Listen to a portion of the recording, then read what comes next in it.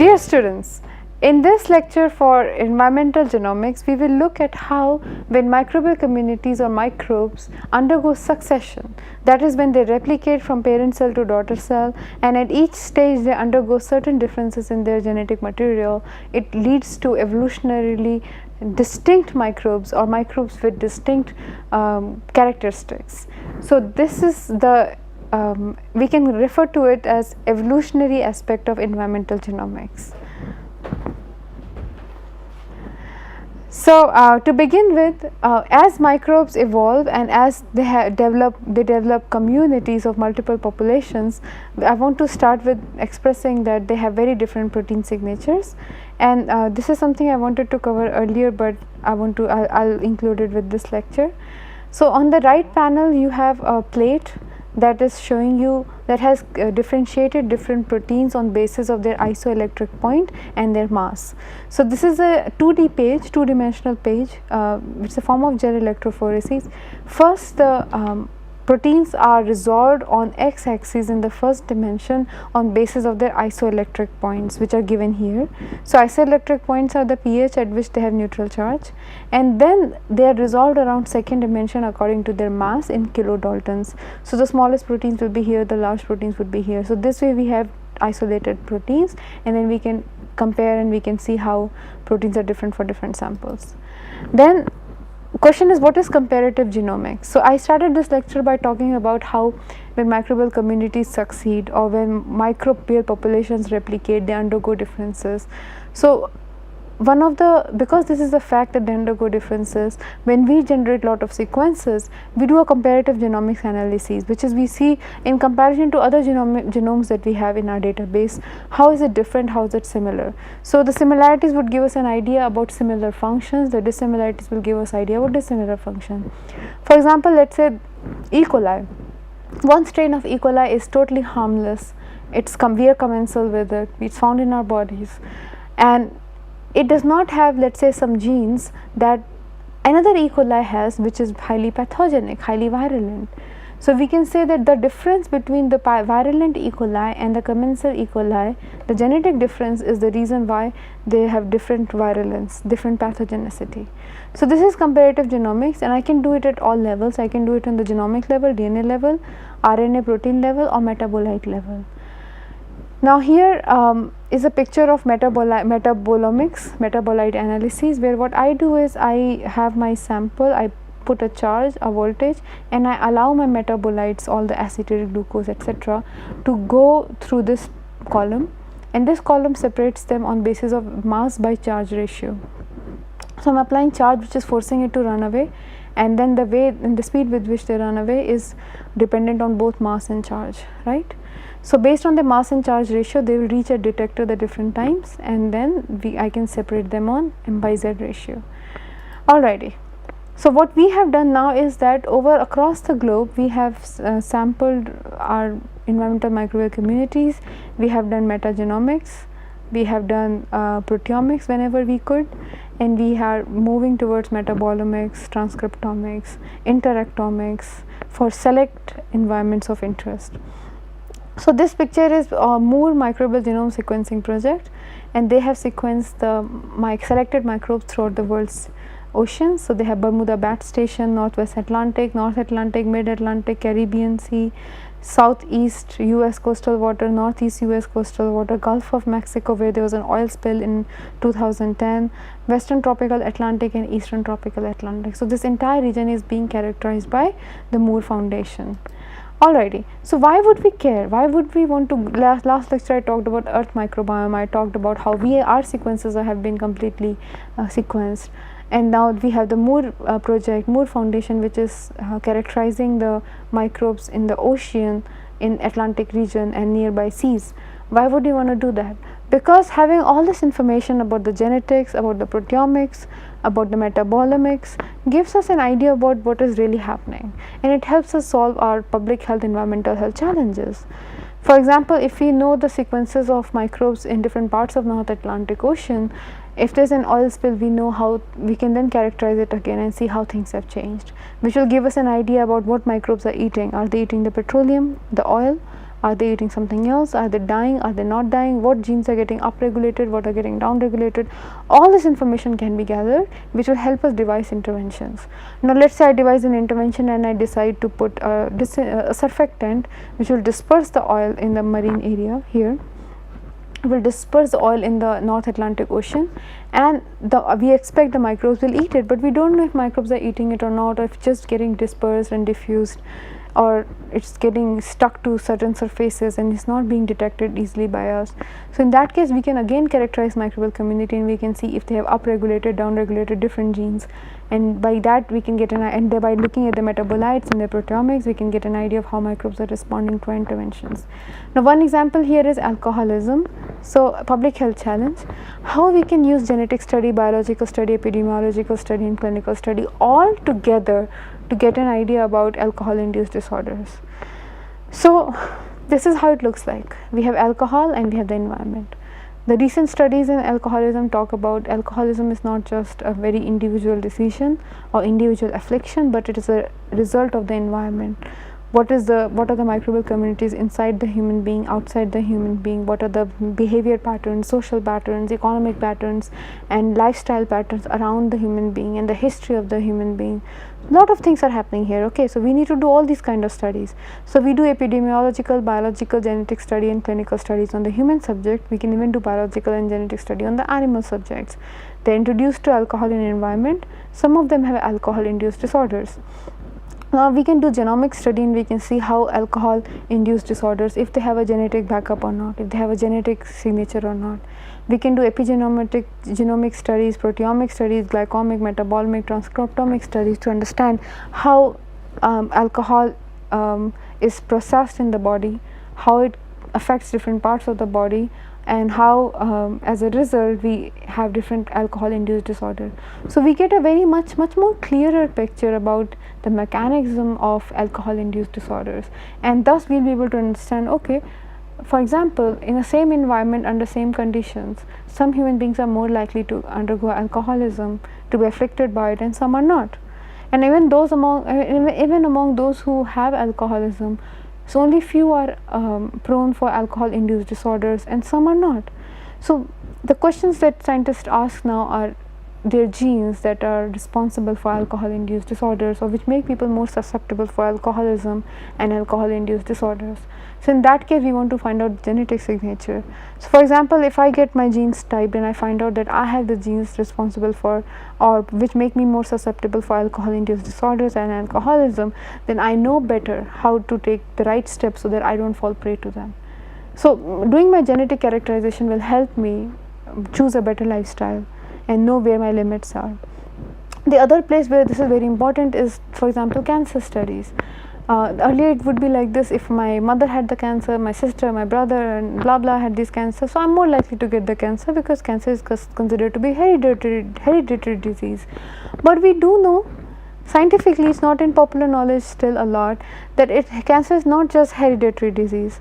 I might have the susceptibility for getting a particular kind of cancer because let's say it runs in my family, but unless the environmental factors are right, unless my upregulation and downregulation of the genes are right, it's not necessary that I'll develop the cancer. In that case, I definitely want to do my genomics analyses, metagenomic analyses, to understand what genes I have present, how prone I am from my genetic point of view to particular disease, to particular cancer, how are the other microbes in my body, for example the bacteria, the virus, the fungi are behaving, what are present and how they are affecting my genes. For example, there is a human papilloma virus which is transmitted via cats and other animals, and it can result into cancer.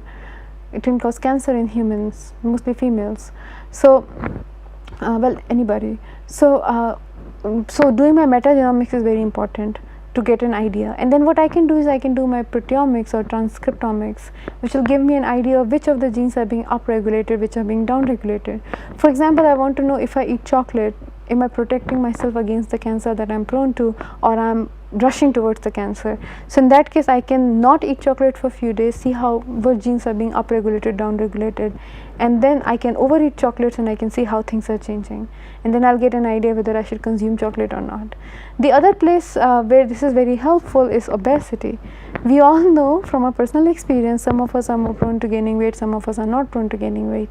So in order to understand that, will it be laughing more? Will laughing more help me lose weight? Will doing more exercise help me lose weight? Will eating greens help me lose more weight? Will eating high protein diet, high fat diet help me lose weight, or no sugar diet help me lose weight?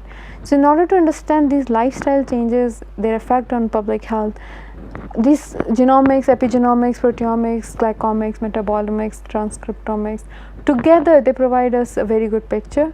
Together they help us understand what will upregulate our bad genes, what will downregulate our bad or good genes, and this gives us insight into how to be healthier. Now coming to environmental systems, let's say I'm talking about wastewater treatment plant, and now the influent for wastewater treatment plant, especially in the ASP part of the plant, are changing. I want to know how the microbial communities are changing. I want to know that when the sludge is floating, which microbe is growing, which microbe is not growing. So I can do simple typing to find that out. But if I can do metagenomics, I will know how the whole microbial community will allow this particular microbe to grow, so that the sludge will not settle, it will float. So this an insight into the entire microbial community will help me understand what are the factors. What kind of food was not present, what kind of food was present, what temperature was wrong, what was wrong that allowed this microbe to grow. Yes, I can add some chemicals, inhibit its growth, and come back to good, well behaved sludge that settles on time, but it's even better if I can nip the problem in the bud. So for that, metagenomics, metaproteomics, these kind of analyses are very, very helpful. Alrighty, now let's come to evolution of genomes, the evolutionary environmental genomics. So as microbes replicate, the genes often undergo certain mutations, certain changes, and over a period of time, some genes might be entirely cut off. So this is deletion. So we get a smaller size of genetic material now.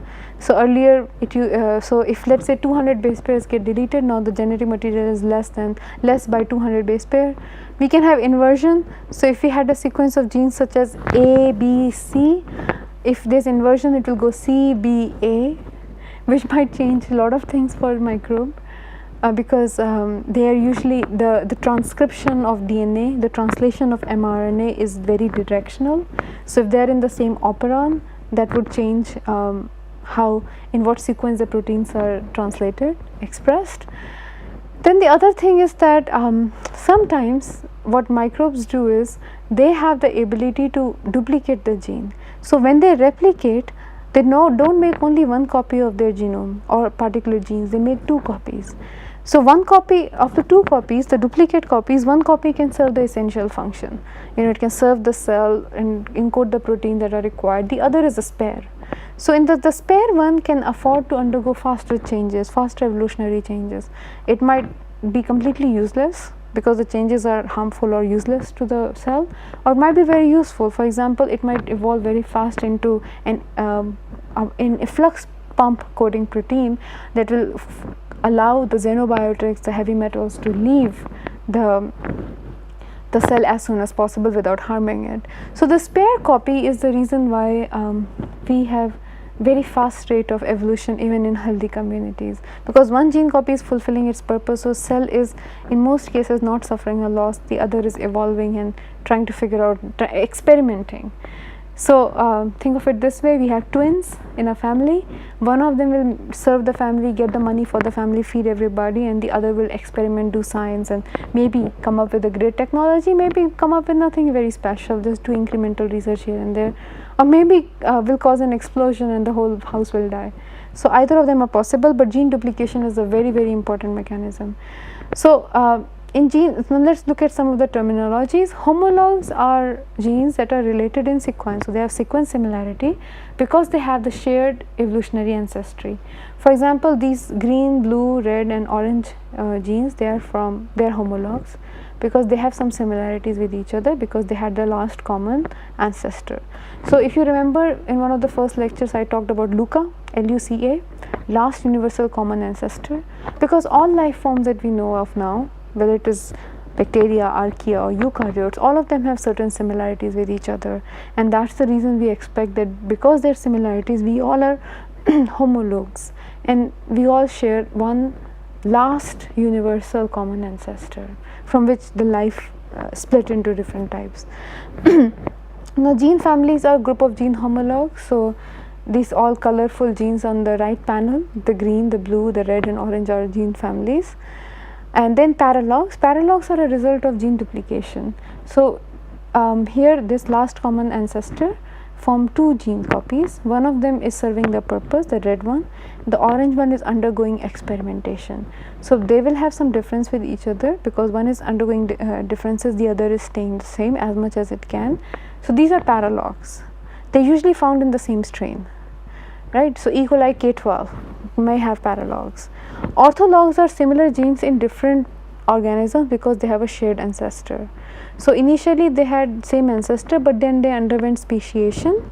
So speciation is when they split into two different species, and then one of them had gene duplication, so made paralogs, and then maybe they underwent another speciation and so on and so forth, and they made orthologs. So now it's possible that Clostridium thermocelum has the same gene as one of the E. coli does, but they are orthologs. Alrighty, now let's look at this whole enzyme changing business at a closer way. So this is an ancestral gene, alright. So this is a gene that was present in our, let's say, common ancestor. It underwent gene duplication. So it's very important to understand the difference between duplication and replication. So when we replicate the cell, let's say it's undergoing binary fission, equal binary fission, then it will make two copies of the genome before it undergoes binary fission, and each daughter cell will get one genome.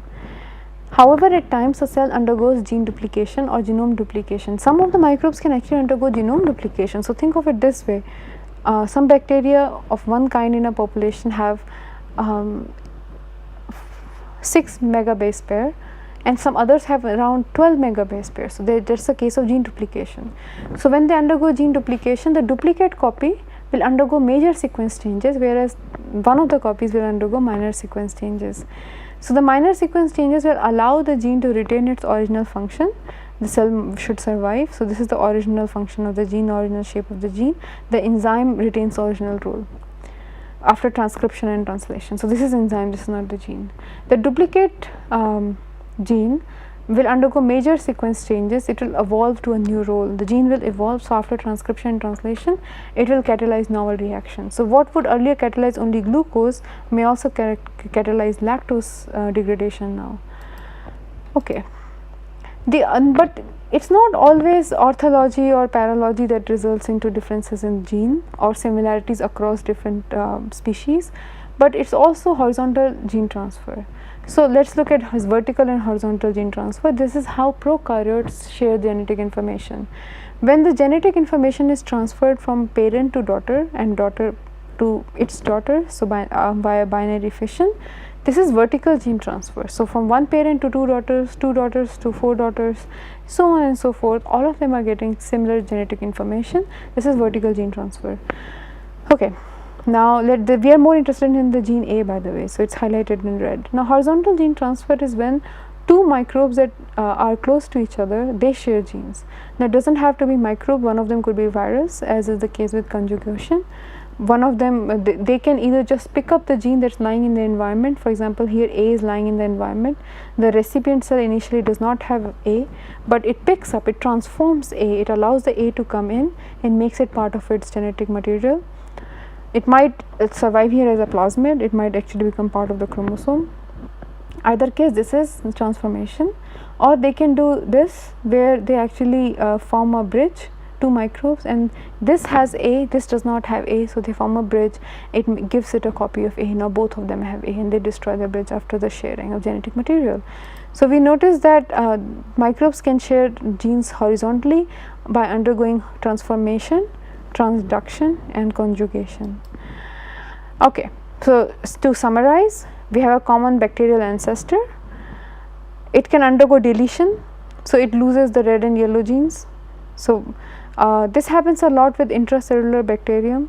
So there are hints that suggest There is evidence actually that suggests that certain organelles in some eukaryotes, most eukaryotes, for example mitochondria, plasmids, they were initially bacteria that lost many of their genetic elements due to deletion, and because they didn't need it, because they were having a very nice symbiotic relationship with a bigger organism, microorganism, so they didn't need the genes and they underwent deletion. So they have a smaller genetic size than a typical bacteria, but they're commensal, and they're symbiotic with other microbes. So these are intracellular bacterium.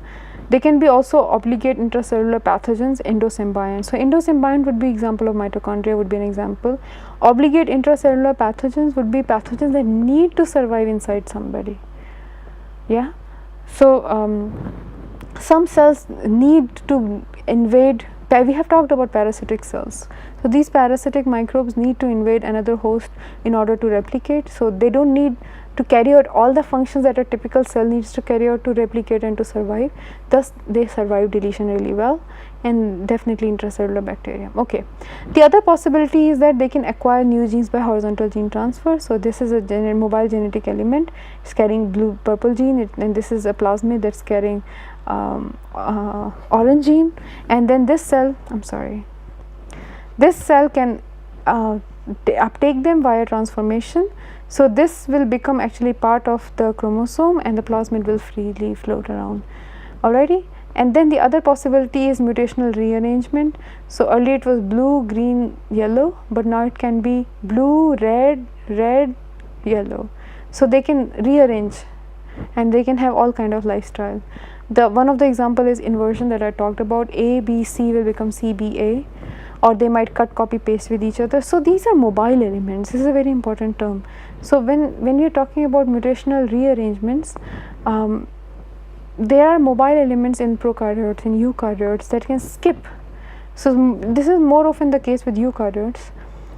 So a particular mobile element can skip from one part of chromosome and go and join some other part of chromosome, insert itself there, or a plasmid, what used to be a plasmid can now be part of chromosome. What used to be an extracellular DNA material now becomes part of chromosome. So these are all transposons, for example. We look into them. So these are extra chromosomal, these are mobile elements in the chromosome. So let's look at this figure, it will make it more clear. What you see in black here, this part, what you see in black here is your core genome, and it's present in all the species, all the strains in this species. So for example, if this is E. coli, all the E. coli will have the black ones. All the multicolor stuff you see, the one in yellow, the chromosomal islands in blue and green and purple, all these are extra stuff that may or may not be present in other E. coli. The pan genome includes everything. So the plasmids, the islands, chromosomal islands, the integrated phage DNA, phage is by the way viral DNA, all of them are a pan genome together. Some of these colorful elements may not be present in other E. coli. So if you see one colored wedge here, this is single insertion. If you see two wedges here, then it is alternate insertion, either the purple will insert or the blue will insert, but only one of them will insert. Then they have transposons that have made themselves part of the chromosomal material. Now this is very, very important, especially when we are talking about pathogenicity or virulence. For example, I want to know, I mentioned this example earlier in the class today, I want to know which E. coli is going to be pathogenic, which E. coli is not going to be pathogenic. So I can compare all the E. coli and I can identify the black parts, the core genome. So the core genome is the one that all E. coli will have. So I can say, okay, the core genome is not the reason why K12 is not pathogenic, but some other E. coli is highly pathogenic. Once I've identified them, I can look for the mobile genetic material, the chromosomal islands, the transposons, the plasmids, and the integrons, and once I notice them, I can identify pathogenicity island. Okay, the E. coli that have this particular insertion, all of them are pathogenic. So this might be the reason. This is the island of genetic material. When it sticks in here, then we have pathogenicity. So this is an E. coli picture for you. Now in this E. coli, you notice that there are there is a core genome, and then beyond the core genome we have many genetic islands. So some of them are the reason why we have pathogenicity, and this pathogenicity causing, so what advantage we get from this is, If we notice another microbe, for example Staphylococcus aureus, which have a similar genetic sequence that gives pathogenicity to E. coli, then I can say alrighty, this Staphylococcus aureus might be pathogenic. Now here's a cool neat feature. If you look here, we have integrated fast DNA, the yellow one. So this used to be viral DNA that has been integrated into the chromosome of this particular E. coli, this particular bacteria. Now in case of Staphylococcus aureus, some Staphylococcus aureus are pathogenic, some are not. And we notice that the ones that are pathogenic have these pathogenic islands in them, which make them virulent, which make them harm human beings, public health. Now these pathogenic islands for Staphylococcus aureus are highly mobile, so they can very well remove themselves from there, make a copy, or without removing make a copy, and then the copy can insert itself into a Staphylococcus aureus that had no pathogenicity island. And thus in this way Staphylococcus aureus is notorious for picking up pathogenicity. So for example, in my nose, in fact 1 out of 3 human beings have Staphylococcus aureus in our nose, right? They're just commensal in there, they're staying there. Now these Staphylococcus aureus can pick up virulent genes very easily, integrate them into their chromosome and become virulent, become pathogenic and cause infections, really nasty infections. The other reason why this is very, very important to study this core genome and the pangenome is because it's not just pathogenicity that transfers, but there's a very challenging problem of antimicrobial resistance. The antimicrobial resistance, we'll talk about it in little more detail later, but it's the ability for microbes to resist antibiotics, to resist antimicrobial drugs. Now many of these antimicrobial resistance genes are actually present in these, not in the core genome, because core genome will have what the bacteria needs to survive. So they're not present in the core genome, but they're present in the pangenome minus core genome, the mobile elements of the genome. So when the bacteria that has them present, it is exposed to antimicrobials, it will survive, it will populate itself, and when it populates, because others are dying, it has a higher chance of transferring that mobile element that's giving it resistance to other susceptible microbes. For example, few decades earlier, all pathogens or most pathogens were susceptible to antimicrobials. Expose them to antibiotics, antimicrobials, and they die. But now the soil microbes that were usually, or the environmental microbes that were resistant to some of these antimicrobials, they have managed to transfer their antimicrobial resistance genes into the pathogens using these mobile elements. So this is a typical case of horizontal gene transfer, and this is very, very important when we are talking about our environmental challenges such as antimicrobial resistance, how it spreads to environment, and also when we are talking about degradation of certain pollutants. Let's say a microbe does not require a pollutant, does not require to degrade a pollutant to survive, but if it gets the genes to do it, it will do it, it will degrade it. So or it will throw it out, it will have an efflux pump. So in that case, we know that it's very important for us to understand the genetic mobile elements that are encoding the genes, that are, in case they have the genes which allow or make a microbe to degrade the pollutant. Another example, in one of the previous lectures I talked about MER gene, which gives microbes resistance to methyl mercury. Methyl mercury, very toxic. What MER gene does is it encodes the protein that will break down methyl mercury into mercury. So if I have a lot of methyl mercury in the environment and I know what the gene is, and I can transfer that gene to the environmental microbial community that is present in the environment, and I can make them degrade this really fast. So I'll have more mercury and less methyl mercury, and thus I'll reduce the toxicity of the environment, right?